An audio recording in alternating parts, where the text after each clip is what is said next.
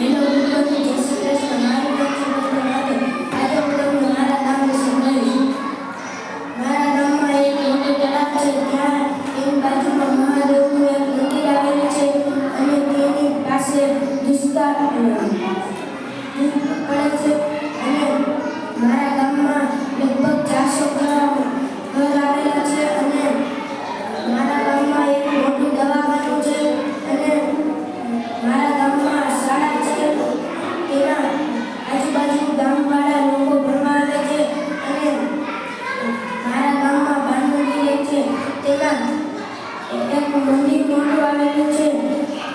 ચોરાના ચોકમાં એક હનુમાનનું મંદિર છે અને મારા ગામમાં એક દંડીમાનું મંદિર છે અને એક બજાર છે. તેમાં જરૂરિયાત વસ્તુ મળે છે અને મારા ગામમાં એક મોટી દુકાન છે અને મારા ગામમાં અવેડો મોટો છે અને એક પાદરમાં એક હોટલ આવેલી છે.